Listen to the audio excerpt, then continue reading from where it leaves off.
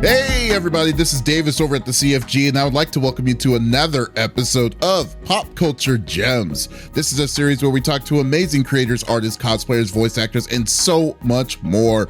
If you like the interviews we do with these amazing guests, give us a thumbs up and subscribe to our YouTube channel, the CFG channel, or you can either go to our main website, confreaksandgeeks.com, or listen to it on any podcast services out there. Today, I speak to an incredible person that is taking the VA world on fire. She has played in several different roles, like the ultimate tsundere character, Rin Tosaka from Fate Stay Night, the badass ninja Jade in Mortal Kombat, Zeta from Grand Blue, but you would definitely recognize her as the awesome healer Lifeline in Apex Legend. I would like to welcome Mela Lee to the show. How are you doing, Mela? Well, after that introduction, I'm feeling pretty stellar. Oh yes, hey, people got to show all the awesome stuff that you've been in. You know, you got to hype folks up to talk to you. My birthday's coming up, and I feel like here's your birthday present. Like, it's mine. Thank you. That is awesome. Hey, well, thank you for stopping by, and I'd love to geek out with you a little bit, but let's get down to it. So, I know you probably heard this a lot, but you initially have a business finance background, and that's quite different from most voice actors I've known or talked to. But I'm kind of wondering what drove you to make the switch from Wall Street to voice acting. Well, honestly, I had taken a voiceover class and got an agent and was doing a few anime roles here and there and commercials. And now I understand I was doing pretty well, but I come from a family of scientists and lawyers and doctors on one side, and I never thought I could be a voice actor professionally. It didn't seem realistic. It took some of my friends to be like, but you are a professional voice actor.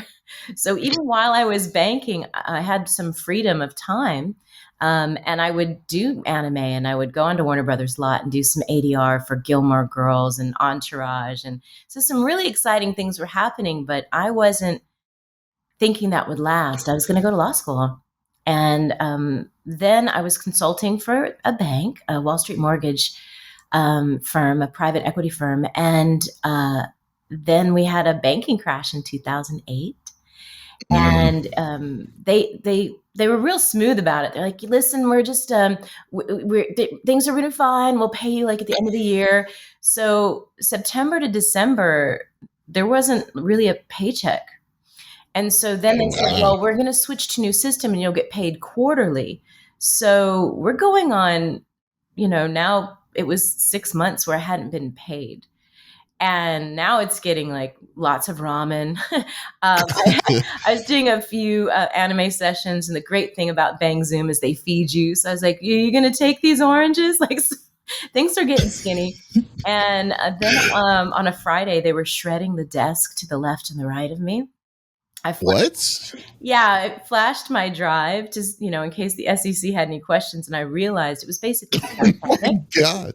And I walked out, and on a Saturday, I was just in silence thinking, what am I going to do? I had $56,000 worth of student loans. I had a bunch of credit card debt from the company on company cards, because they were like, just pay the minimum. We'll pay it off in a minute. And I kind of thought, overall, it was almost $100,000 between student loans and this company's credit card debt. And you can't get rid of student loans for bankruptcy. And if you want to go to law school, you definitely aren't going to file bankruptcy. You want to be with a good firm. Mm-hmm. So I was just, what am I going to do? And on Sunday, an ADR director named Joe Capoletti said, hey, Mela, I know you're probably busy, but is there any way you could come to work for a film on Monday? And I was like, hey, I happen to be free.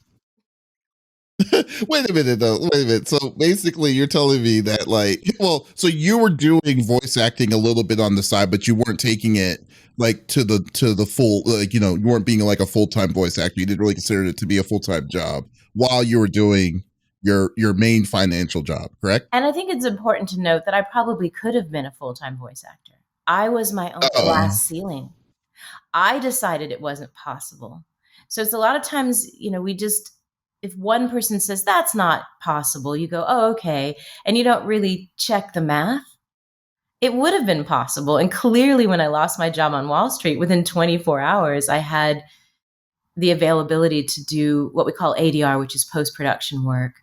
I ended up working on a really bad pilot that didn't get picked up. And ironically, Wall Street Money Never Sleeps with Oliver Stone. Pirates of the Caribbean that year on Stranger Tides. wow. I got to voice some mermaids. It was really just a blessing. And I think the most incredible things that have ever happened to me in my life came out of the darkest times.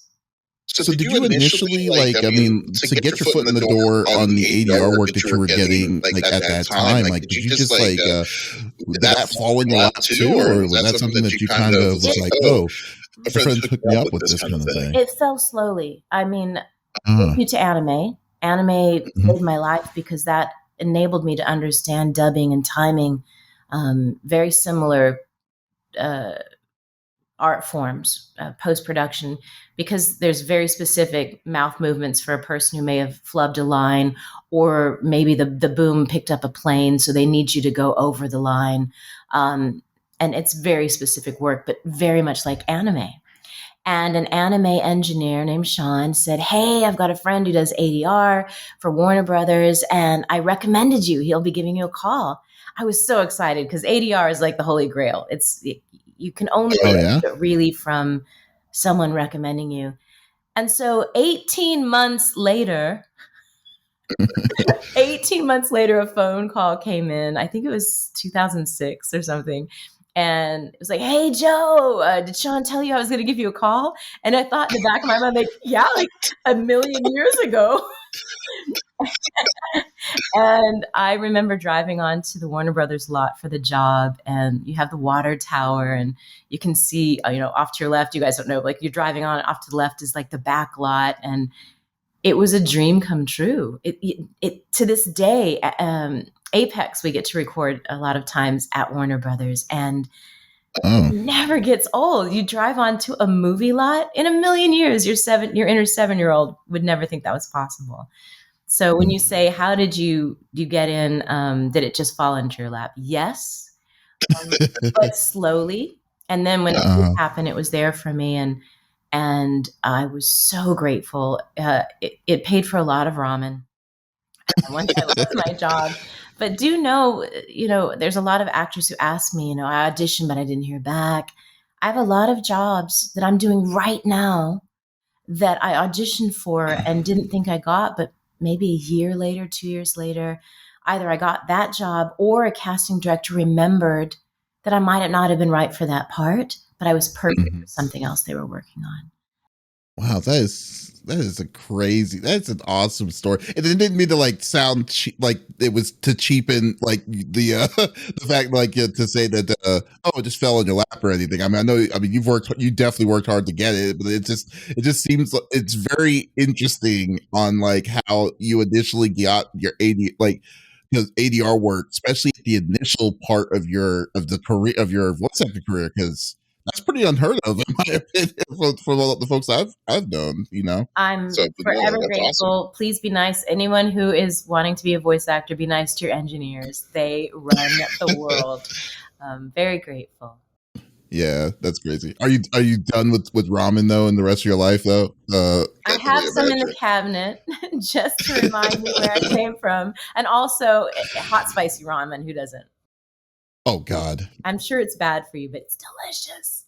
It doesn't matter. It's like God's gift to man. Hot ramen's always the way to go. Especially, oh man, like, and you live in California, but like, I remember there's this one spot in Little Tokyo, called Daikokuya, and I can eat that stuff all day. That's the only place I can eat ramen constantly. Not for the rest of you, but you put it in our private message thing. I'm not too far from Little Tokyo.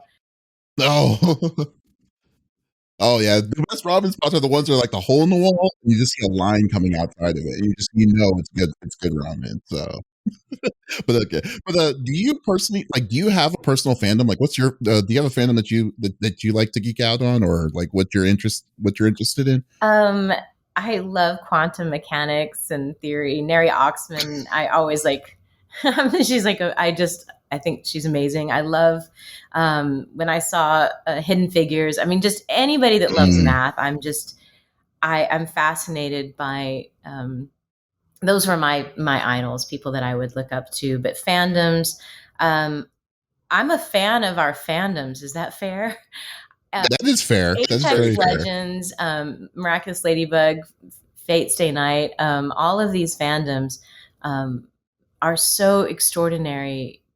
As someone who moved 26 times before I was 21, I was Wow. always an outsider. I felt like it. And Mhm. what's interesting is fandoms are made up of outsiders for the most part. And so it's Mhm. like getting to redo high school, junior high, your primary schools, but everyone loves you. It's great. So you're not nervous or anxious because everyone's nervous and anxious. And it's been like a second childhood and university years to interact with fans and find out that we have a lot of the same interests and meet on Discord or Twitch or at Mhm. conventions. um, I just feel like I'm knee deep in my dreams, and I never could have imagined being so comfortable in my skin. And so, anyone listening or watching right now that has been a part of that, thank you so much Mhm. for being so kind, and it matters. Your posts, your kind messages.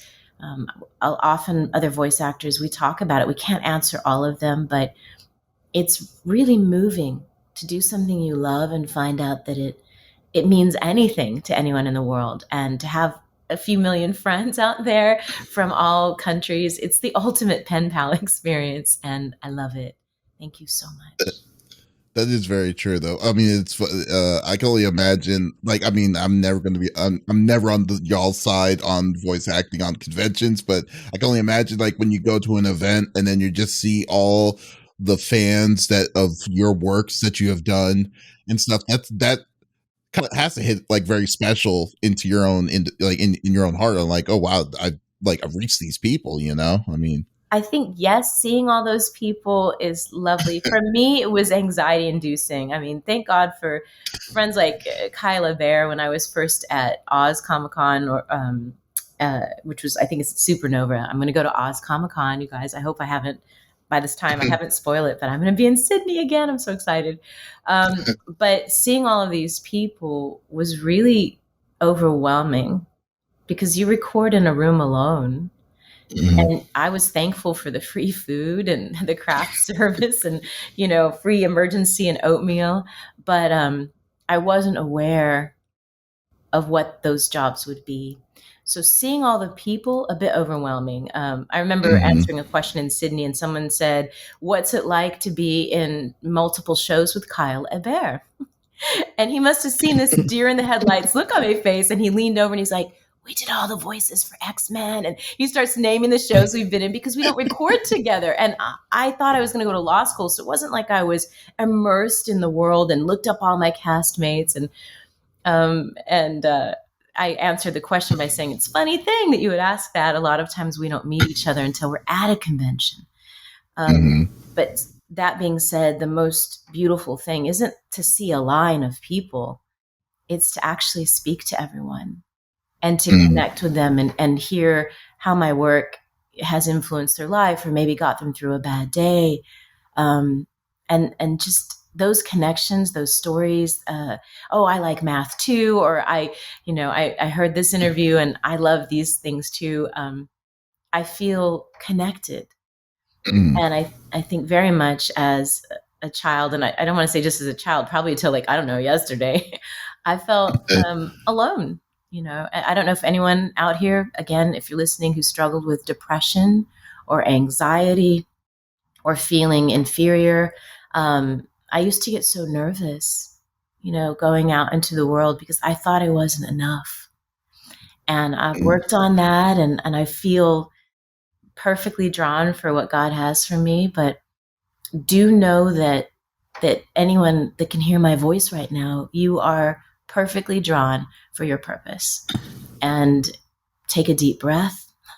Take one breath at a time if you have to, but imagine the world is conspiring in your favor, because it Oh is. man. That is very good. Very, very good advice there. I love it. I mean, you have done like many like facets of work in voice acting itself. So like, I mean, you've done audiobook narrating, ADR work, as you mentioned, cartoon, anime, and video games. Just wondering though, like, is there a kind of voiceover work that you like more than others?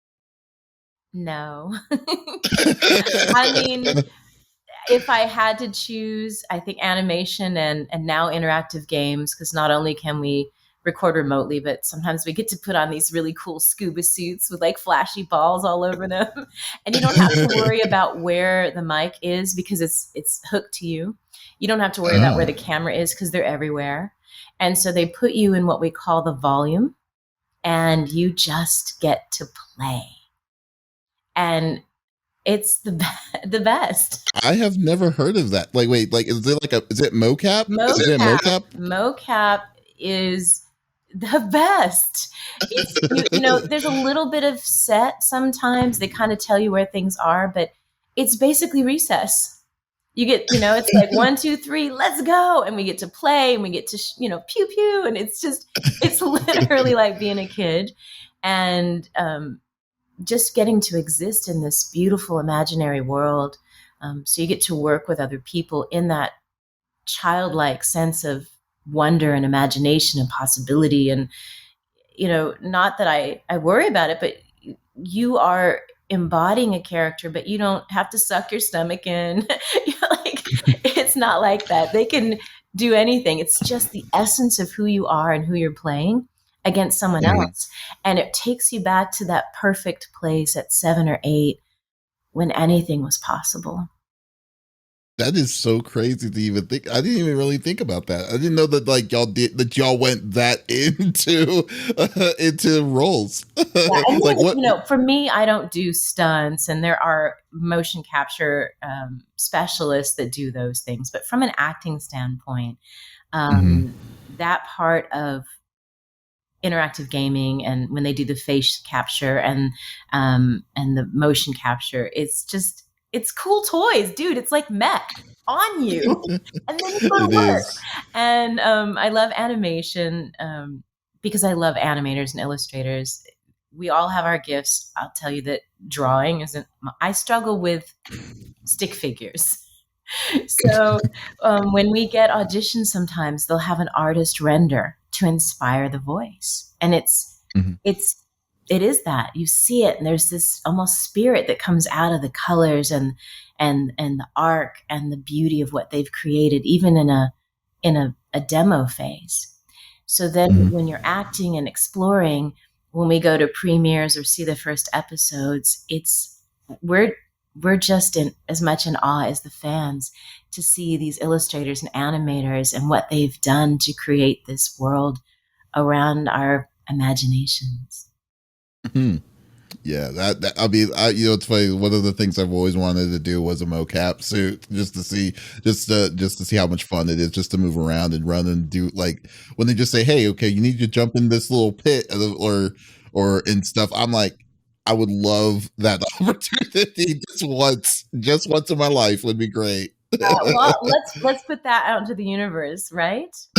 Yes. And it's worth taking a class if anyone eventually is able to take a class. It doesn't mean you're going to be a pro voice actor, but it's super fun just to figure out how the things you love are made. And also, I mean, listen to me, I'm going to be like, all of the voiceovers are great. I loved to Mm, read as a kid.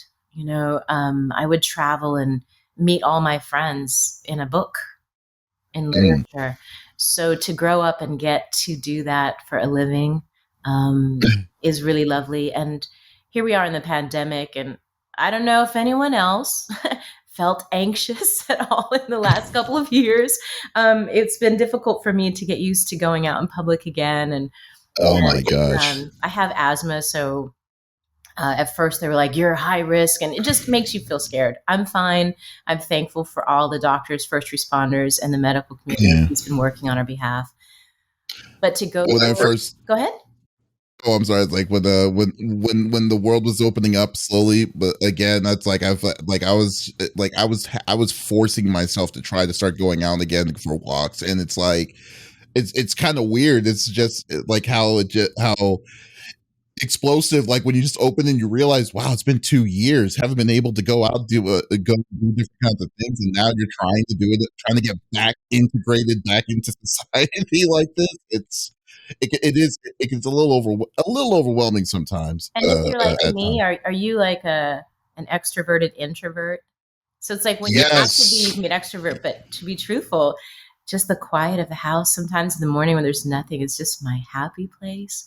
So to step into a really noisy environment can be overwhelming for me just as much as some of my fans. And we connect sometimes because I'm a little overwhelmed by all Mhm. of the auditory and visual input. Oh yeah. So yeah, it's just I love sitting in a room sometimes. That's what I was going to say about audiobook is I get to put on headphones and sit down and read a book for a Mhm. living. So it it's wonderful to see all of the things I love, playing pretend, reading books, watching animation, and now being part of that process. I mean, I'm sorry, every girl dreams of growing up to be a Disney princess, and to work with a Disney company is all of those are dreams. So I can't really pick one. Um, That's fair. it's like going into Charlie and the Chocolate Factory. Like you get to go into Willy Wonka's factory. I mean, which place was more magnificent? They're all crazy beautiful. But it could have been one more than the other. I mean, not necessarily like the brand, but more like the We kind, like we'll give 2% gradually. more to getting into a super suit with a bunch of space balls and like playing. That's the best. Okay, the mocap. Okay, so it's not like the worst. I mean, you don't have the worst, but everything else is pretty even. It's just that mocap is just slightly ahead of the curve for all of it. Okay, Dude, come on. And it's like it's a great evener because nobody looks cool in a super suit, like in the that mocap is too. true. We all look like we're out of a Dr. Seuss book. you're, you're a Lorax or something. Yeah, we've got the All braid right. hanging off our head sometimes, or the mics.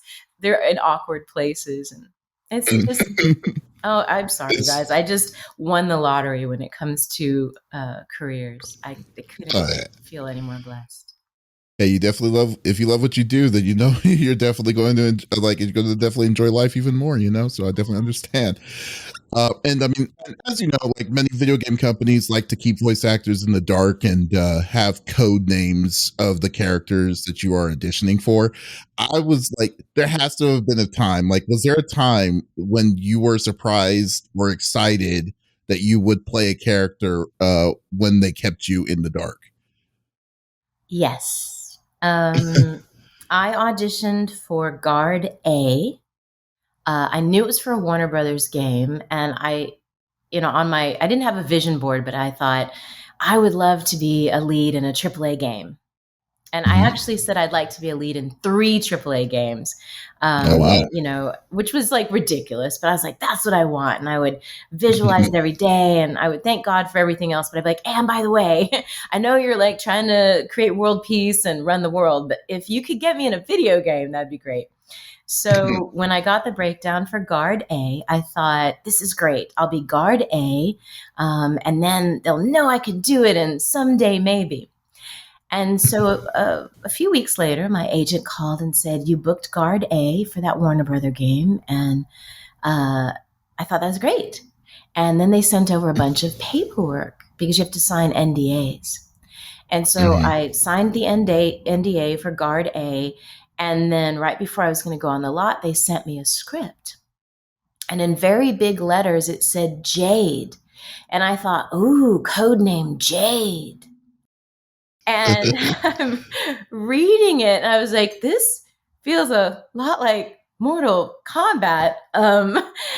Wait, I mean, it can't be Jade, like the Jade. And then I'm reading through it, and there's a scene with Kotal, and um, I thought, did I just book Jade from Mortal Kombat?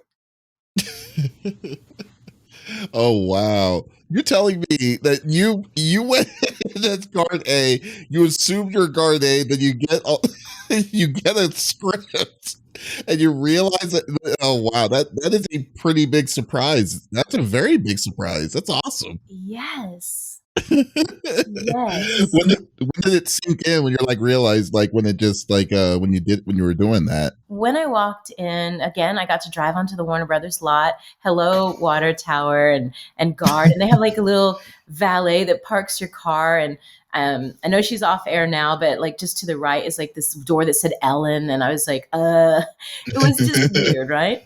And I Yeah. went in, and everyone at NetherRealm, the production and dev team were either there or they were patched in from Chicago, and they said welcome, and they were so nice, and they said, would you like to see some of the renderings? And what? Yeah. So I got to see stuff you guys didn't even get to see, like potential skins that they didn't even use, but it was overwhelming and beautiful.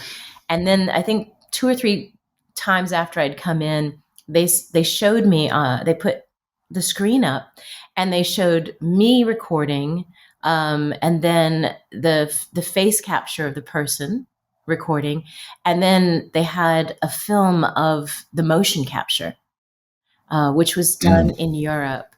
And to see all three of us move and create Jade was extraordinary. And also Wow. just for the actress that was doing the face cap, I things you don't notice about yourself. Voiceover, we're in a booth by ourselves, but she curls her lip up the same way I do on words. And I don't know if she did it because she watched me or we just do the same thing, and that's why our voices or her face matched my voice. So I'm assuming so you set the pace of what the mocap actor was doing so she had to lip sync what you were saying Yes. at the right times, and then the CG guy in the different country is making sure all this is coming. Wow, that is so And this cool. is before the That's pandemic. cool. Oh So yeah. hey, we were prepared to work as teams from across the world already. Man, that is awesome. That is so cool though. Just to have that kind of that kind of excitement. And it's funny, like I have to say one of my favorite games, you were in this game, and I'm so glad that I saw that. I was like, "Oh, that was her." Was a game called Trails of Cold Steel, and you played the maid, I believe Sharon Kruger or something, and just something about her because like she had that bubbly personality, but it was that deceptiveness that kind of came into it, and like she like every time she talked, and she had this weird giggle when she's like trying to say, "Oh, you'll see," kind of thing. Like I have to say. She was one of my favorite characters in that game. So because of you, I love that she's a casual assassin, in her spare time, yeah, I know, right? She's making just them and casual. breaking hearts. Yeah, she's just there. She's like, "Oh, yeah, I can kill whatever I want to, but I choose to serve this family." I'm like, "What?" But it's like, "Okay, whatever, Sharon, you do Sharon." I mean, it's very Lifeline too. I mean, she's pretty deadly, but loves to bake cookies. If you guys are Apex fans, my cookie recipe is actually in the game. Are you serious? Yes, Lifeline's cookies are my cookies. They put my recipe in there. Oh my gosh, that's funny. Oh man. And I mean, and your vocal range is like your natural vocal range is incredible. So like when I just look at your range of work that you've done, yeah. And I know that you've been that you've been told that you were going that you should be in voice acting, and I'm glad that you definitely pursued it. But was your vocal range something that you always naturally had, or did you get it by professionally trained, just throughout the process of like uh training the way you have. Um, I did not train for the most part to be a voice actor. I did take a Mhm. class with a place called TVI where they had like a sample every weekend. You would learn about. At the time I started, they didn't have interactive gaming. Really wasn't viable. So there was 3 weekends: audiobook, animation, and commercials. And then the fourth weekend was an Asians night. And you think, oh, I'll get discovered. I mean, of course you're not going to get discovered, but I was. So thank you, TVI, for that start. And I moved a lot, and I spoke very properly as a child, so I had like a lower voice, and I very grown up, so not adorable at all, and felt very self conscious about that. And I would listen to the dialect or the accents of where I was going because I didn't understand what they were saying. And I had to really listen to understand that and uh, to be able to assimilate. And sometimes I would have to learn how to say things differently so I would be understood. And so that was a back pocket talent that has now followed me into voiceover. But I think the listening and the appreciation for the music of different parts of the country, whether it be back east or the South or California, I'm very California now. But there's a music to the way people express. I have a character for Do Re Mi with Kristen Bell on Amazon, and Maestro Moon, she loves music. So I think that everything she says is like music. Do, how does that make you feel? So she's like, everything is music. And then when I was recording Lifeline, they said she always has headphones on. So I would have this, soundtrack and I'm not the one you should be afraid of. She had this sass to her because I remember her and I still do this sometimes when I'm idling, and I realize now they have it's neat to do that and then see that be animated in your character. And Jade from Mortal Kombat, very much that voice of, she reminds me a lot of my other grandmother. One Nana is Lifeline, the other one definitely wasn't. She was born in London, but just that proper, headmistress almost voice. That's where she comes from. So there's this whole cast of characters that are authentically part of my life that I now pour into my work. They're very familiar, very real, and dimensional. So you put a little bit. So you put a little bit of Mela Lee into every role that you kind of get into. That's cool. I like that. Definitely. I don't know how to do it any other way. I know everyone's process is a little different, but from me, I have those people that were the most influential in my life, the people that hurt me the most, loved me the most, inspired me the most, and they're very much a part of my work. Oh, so yeah, that's good. That's great. I mean, like you said earlier, like you would when you played like was your character Lifeline in Apex Legends, and you provided so many memorable lines. But I was just wondering, like, because like the biggest thing that really kind of got me is how like you just switched on the accent. Like, have you like that's so crazy to me to be like, wow, you just babe were just completely someone else like that towards it. Like overall, like how was your experience playing a character like playing Lifeline? It is beautiful. The Mhm, team was really respectful, and they wanted to pull from a few cultures. They wanted to give a nod to a multicultural background, and obviously it's 700 years in the future in the Titanfall universe. But mhm, I loved that they pulled mostly from Trinidad, and um, I love all my Caribbean folks, my West Peeps. But it pulled from the English, the Creole, the Indo-Asian influence there. The Caribbean is very big, obviously. It's like a huge art. mhm, Trinidad's right there near Venezuela. And it was lovely. They had done their research on culture, and mhm, they made sure, they told me when we were auditioning, we don't want her to be an accent or a trope. We want her to be a person. So I have a multicultural background, and kind of growing up, for those of you that are, I don't like the term biracial because I feel like we're all from the human race. But this multicultural background, I felt like I wasn't enough of anything. But mhm, it was the first time I got to work with a character where it was me. And they explained long before you guys knew that she came from a very good family and was kind of trying to hide and fit in. So she had a much more complex background. And I really related to that. And there would be a few things where I'd call up cousins and I'd be like, would I say this? Because, I didn't grow up there. And they're like, nope, you wouldn't say that. And they would give us a little guidance and, pass me that sugar, like just the spice.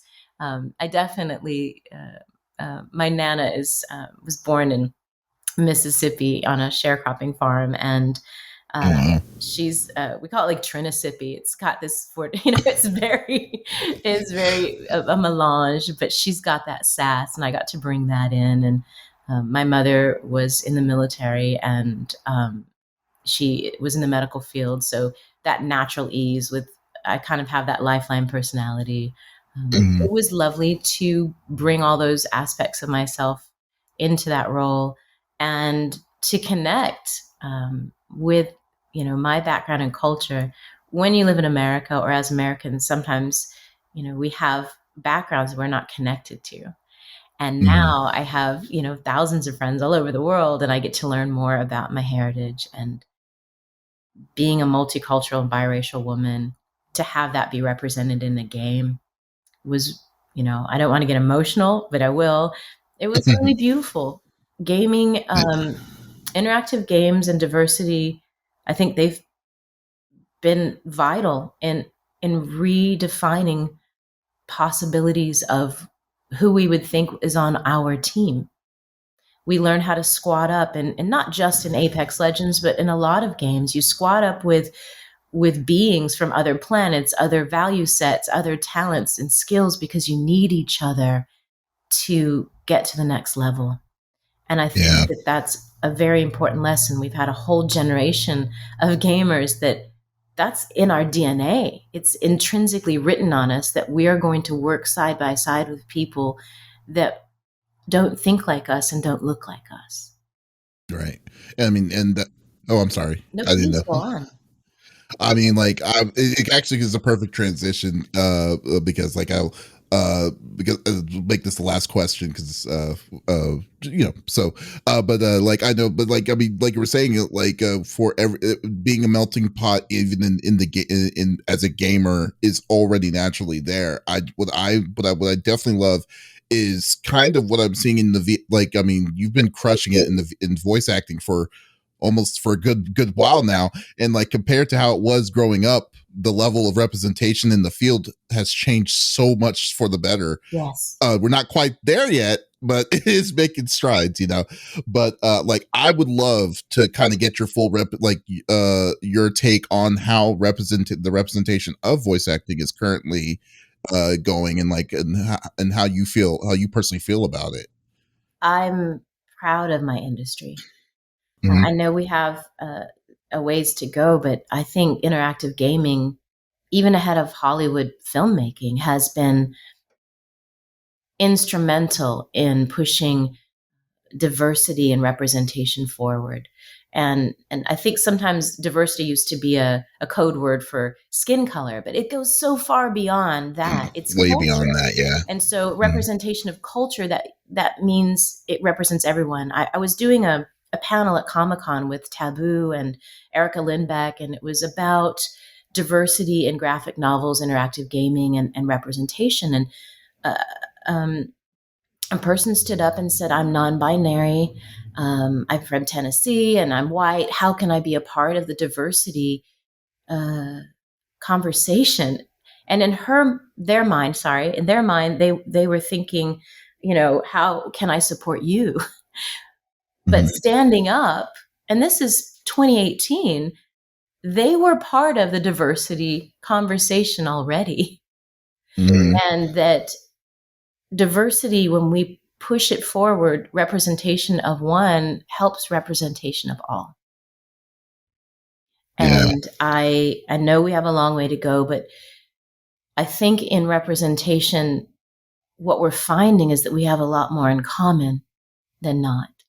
So you may identify on a certain spectrum scale or gender scale, but as human beings, there's so much that we share: insecurities and dreams and passions and loves and heartbreaks and tragedy and grief. These are human experiences, and we are all exquisite human beings Mm. and drawn differently, but let's share a human experience. And I think interactive gaming excels in that. I mean, I cannot agree with you anymore. Actually, you said it a way more eloquently than I ever could. So I would definitely agree.